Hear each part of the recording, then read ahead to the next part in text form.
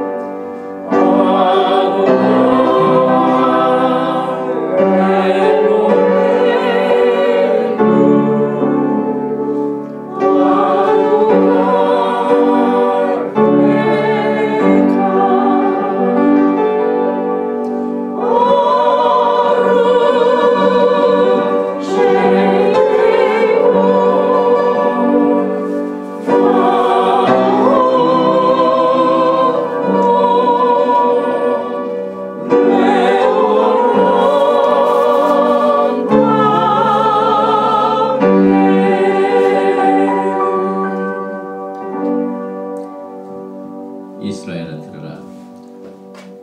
우리 하나님 여호와는 오직 하나인 여호와시니 너는 마음을 다하고 성품을 다하고 힘을 다하여 내 하나님 여호와를 사랑하라.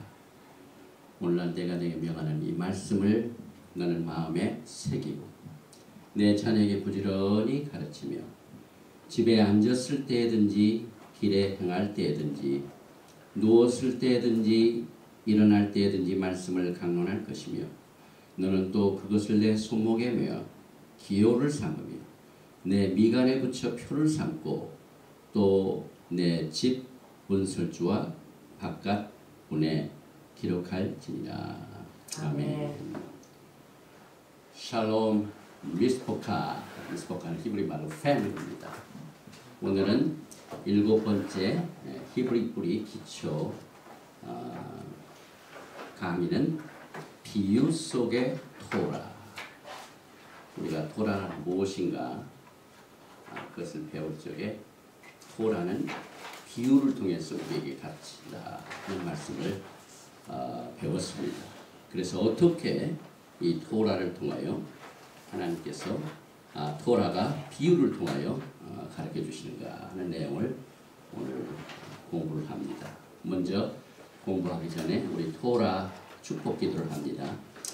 바룩 아타 아도나이 엘로헤이누 멜렉 하올람 아셔 키리샤누 베미스부타 베시바누 라오소 베디브레이 토라.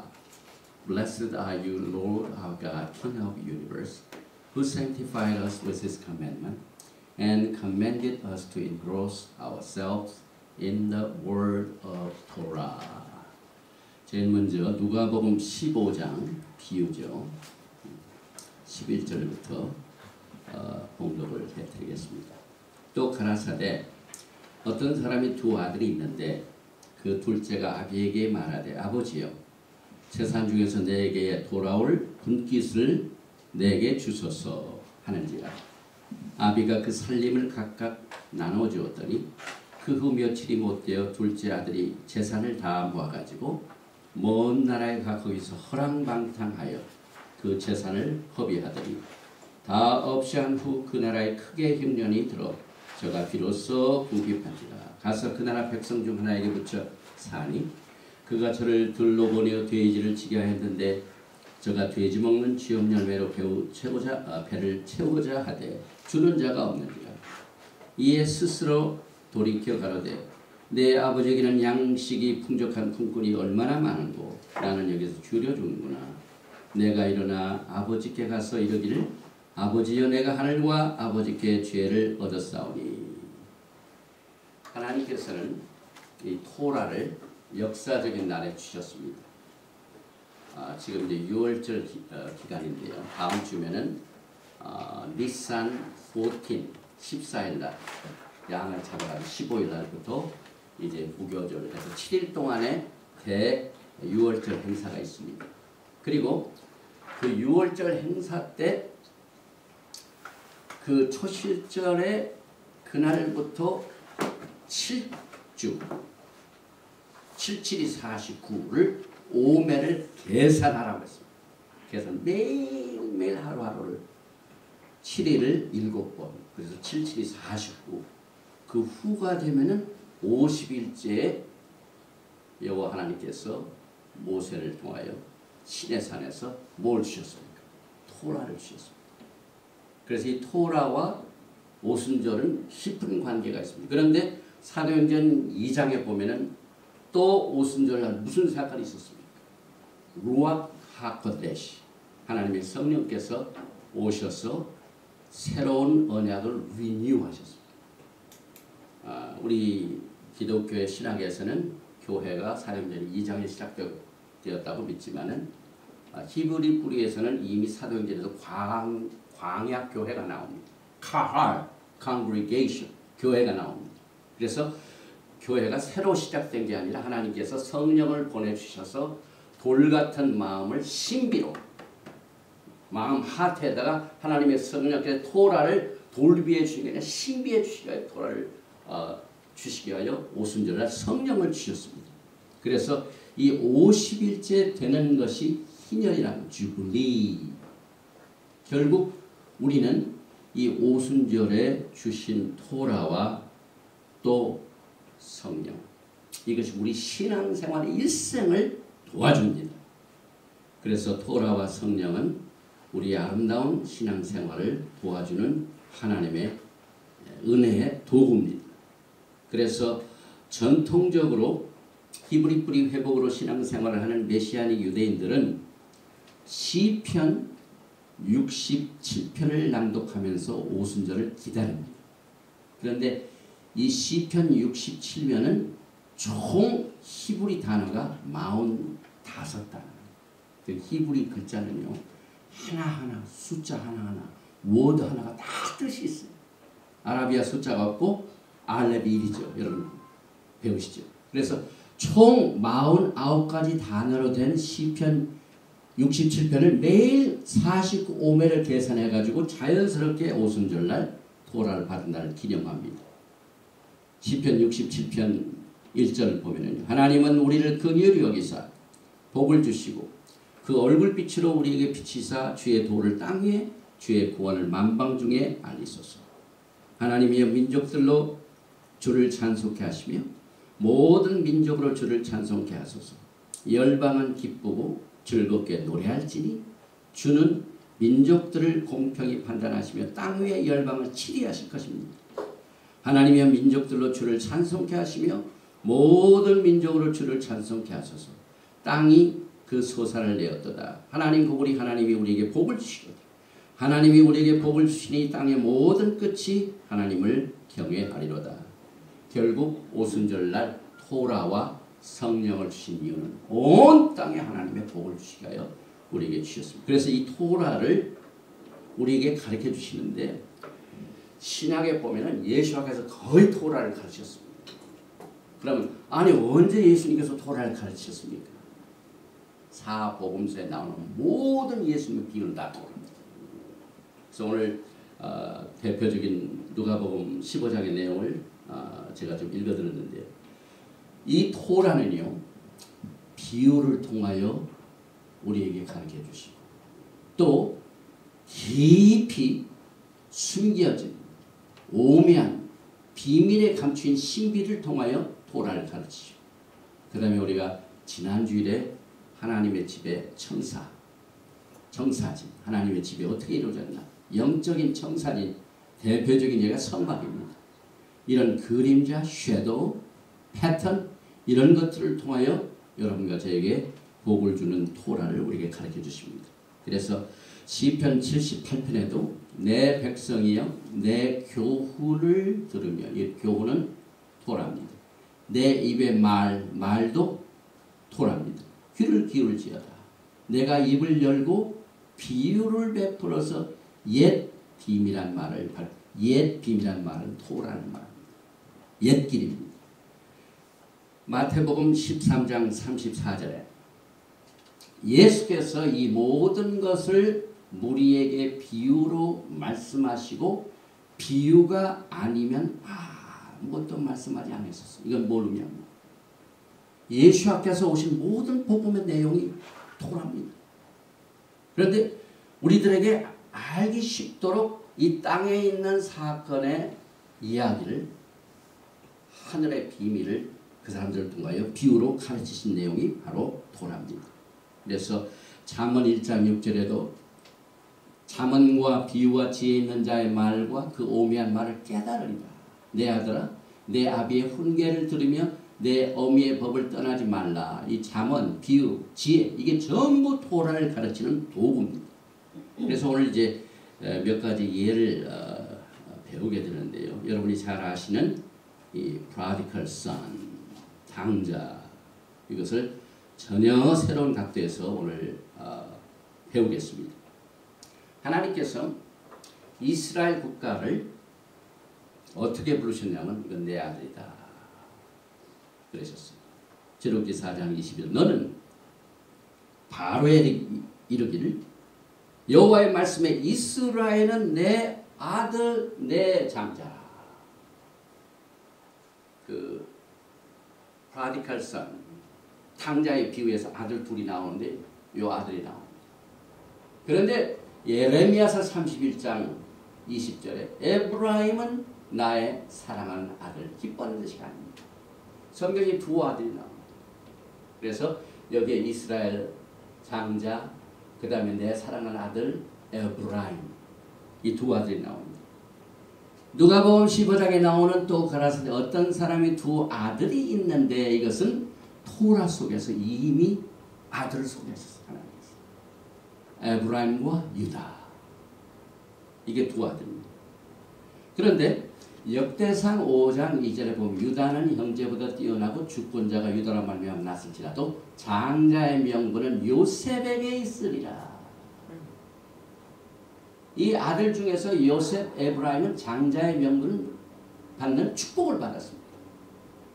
그런데 이 누가복음 15장에 나오는 두 아들 중에 하나님의 엄청난 축복, 다시 말해 아버지의 축복을 받은 자 중에 생각이 좀 다른 사람이 있습니다. 오늘 15장 12절 보니 그 둘째가 아비에게 말하되 아버지여 재산 중에서 내게 돌아올 붓깃을 내게 주소서 하는지라. 아비가 그 살림을 각각 나누어 줬더니 둘째 아들이 이제 독립을 하겠다. 그래서 재산을 가지고 나가겠다 그래서 아버지는 미리 그 상속된 재산을 요구하는 아들에게 주었습니다. 그런데 우리가 이 기독교 역사를 통하여 이 영적인 그 트렌드, 이 흐름을 보면은 거의 이 물질의 복을 받는 사람들이요, 이 물질로 하나님 앞에 영광을 돌리고 하는 그 다음의 단계에 하나님의 축복이 있습니다. 그런데 역사적으로 보면 다 그렇지가 않습니다. 행음을 합니다. 에스겔서 23장 2절에 인자의 두 예언이 있었으니 한 어미의 딸이라. 그들이 애굽에서 행음하되 어렸을 때 행음하여 그들의 유방이 눌리며 그 처녀의 가슴이 어루만진 바 되었었나니 그 이름이 형은 오홀라요 아우는 오홀리바나. 그들이 내게 속하여 자녀를 낳았나니 그 이름으로 말하면 오홀라는 사마리아요 오홀리바는 예루살렘이니라. 오홀라가 내게 속하였을 때 행음하여 그 연애하는 자 곧 그 이웃 아수르 사람을 사모하였더니 이 토라에 나오는 이 행음은요 하나님을 떠나는 겁니다. 하나님 이외에 다른 사람을 섬기는 걸 말합니다. 그리고 누가복음 15장 13절에 그 아들이 재산을 가지고 나갔는데 그 후 며칠이 못되어 둘째 아들 에브라임이 재물을 다 모아가지고 먼 나라에 가 거기서 허랑방탕하여 그 재산을 허비하더니. 이것이 토라가 없는 생활입니다. 하나님께서 우리에게 주신 이 토라는요 이 땅에 살고 있는 모든 우리 생활의 지혜를 하나님의 지혜로 우리를 지시하시고 가르치시고 그 다음에 인도하십니다. 우리를 도우게 하여 토라를 주셨습니다. 그런데 토라를 떠나니까 결국은 가지고 있는 모든 재산은 허랑방탕, 행음과 우상숭배입니다. 금방 없어졌습니다. 여기서 이제 둘째 아들이 재물을 다 모아가지고 먼 나라에 가요. 먼 나라는 에브라임 북이스라엘입니다. 다윗 왕조 때는 통일 왕국이었죠. 그런데 솔로몬 왕국 때는 얼마나 화려했습니다. 그런데 똑같은 원칙으로 갈라집니다. 그래서 BC 722년에 북이스라엘 10지파는 아수르로 잡혀갑니다. 그 다음에 남쪽에 있는 유다는 BC 586년에 바벨론으로 잡혀갑니다. 다니엘서 9장 7절에 주여 공의는 주께로 돌아가고 수욕은 우리 얼굴로 돌아옴이 오늘날과 같아서 유다 사람들과 예루살렘 거민의 이스라엘이 가까운 데 있는 자나 먼 데 있는 자나 다 주께서 쫓아보내신 각국에서 수욕을 입어 싸우니 이는 그들이 주께 죄를 범하였습니다. 여기에 먼 데 있는 자, 가까운 데 있는 자, 이 둘이 나오죠. 여기 가까운 데 있는 자는 유다를 말합니다. 유다가 바빌론으로 가죠. 가까운 데. 그 다음에 먼 데 있는 자는 북이스라엘 말합니다. 그래서 다 나라가 갈라지고 다 흩어졌습니다. 그런데 제가 지금 공부를 하고 있는 이분은 정통파입니다. 하버드 출신입니다. 그분이 Exile to Redemption, 지금 유대인들의 최대 관심사는요, Exile and Redemption. 우리 교회와 이슈가 달라요. 우리 교회 선교 방향도 굉장히 다릅니다. 이 유대인들은요, 이 엑사일 포로 생활, 그 다음에 리뎀션 구속, 포로에서 다시 돌아오는 것. 이 두 개가 그 신학과 신앙생활에 아주 주종을 이룹니다. 아무리 물질적으로 축복을 받아도 여전히 메시아께서 안 오신다는 엑사일입니다. 메시아가 이 땅에 오셔서 메시아닉 왕국을 이룰 때 비로소 이 엑사일이 끝납니다. 그래서 리뎀션, 구속이라는 겁니다. 그래서 아주 유명한 책을 썼는데 아모스 8장 11절을 이렇게 주석을 합니다. 주 여호와께서 가라사대 보라 날이 이를지라 내가 기근을 땅에 뻗으리니 양식이 없어 주림이 아니며 물이 없어 가람이 아니요 여호와의 말씀을 듣지 못한 것이 기갈이다. 우리 교회에서도 이걸 많이 가르칩니다. 그런데 기독교의 그 흐름을 통해서 보면은 지금 하나님의 말씀이 얼마나 풍성합니다. 인터넷을 통하여 성경도 몇 가지 번역이 있고요. 전화기, 스마트폰으로도 듣고, 하나님의 말씀이 얼마나 풍성해요. 그런데 왜 하나님께서는 이 토라를 통하여 마지막 때, 보라 날이 이거 마지막 때. 그래서 이분이 뭐라고 주석을 했냐면요. 여기에서의 말씀을 듣지 못한 기간이다. 이것은 마지막 때 토라가 오는 것입니다. 토라가 지금 굉장히 가져왔어요. 목사님도 그렇고 성도도 그렇고 이 히브리 뿌리를 딱 들으면요 굉장히 고가되어 있어요. 그래서 여기에 누가복음 15장 14절 다 없이 한 후 그 나라에서 크게 흉년이 들어 저가 비로소 궁핍하지라. 토라가 없는 상태, 이것이 흉년입니다. 그래서 에브라임은 흉년과 기근으로 고생을 하기 때문에 이제는 다른 일이 없어요. 회개하는 일밖에. 그런데 회개하기 전까지 어떤 생활을 합니까? 그 많은 재산을 다 받아가지고 돼지를 칩니다. 그래서 호세아 9장 3절에 저희가 여호와의 땅에 거하지 못하며 에브라임의 애굽으로 다시 가고 아수르에서 더러운 것을 먹을 것이니라. 이 더러운 것을 먹는다는 것은 이 레위기를 보면은요, 목사님들이 레위기를 굉장히 심각하게 공부하시면은요, 먹는 것도 분별이 됩니다. 하나님께서 우리가 뭘 먹고 뭘 안 먹고 하는 이 더러운 것과 부정한 것과 깨끗한 것을 가렸는데 여기서 더러운 것을 먹는다는 건 토라를 무시한 식생활을 말합니다. 그래서 지금 현실적으로 보면은요, 우리 기독교에서는 음식에 대해 별로 신경 안 써요. 그런데 여기 이제 누가복음 15장 15절에 가서 그 나라 백성 중 하나에게 붙여서 하니 그가 저를 들로 보내어 돼지를 치게 하였는데 저가 돼지 먹는 주업 열매로 배를 채우고 자한테 주는 자가 없는 거예요. 돼지 치는 이거 성경적으로 보면은 부정한 음식입니다. 그런데 흉년 때문에 그것을 가까이 한다는 겁니다. 그래서 이제 시편 102편 13절에 주께서 일어나사 시온을 긍휼히 여기시니 지금은 그를 긍휼히 여기실 때라 정한 기한이 오민이다. 우리가 잘 아는 이사야서 60장 1절에 일어나라 빛을 발하라 토라에 일어나라 이 말은 전부 그동안 토라를 멀리했던 암흑 생활에서 영적인 잠에서 깨어나라는 말. 그 둘째 아들이 허랑방탕했습니다. 토라를 무시하고 자기 맘대로 제사를 관리했습니다. 토라가 없는 겁니다. 그래서 이것을 몰랐던 것을 영적인 잠에서 깨어나라는 말이 일어나라 빛을 발하라 이 말입니다. 또 에레미야서 31장 6절에도 에브라임 산 위에서 파수꾼이 외치는 날이 이를 것이라 이르기를 너희는 일어나라 우리가 시온에 올라가서 우리 하나님 여호와께로 나아가자. 이 에레미야서 31장 31절은 유명한 구절이죠. 내가 유다의 집과 이스라엘 집에 새 언약을 세웁니다.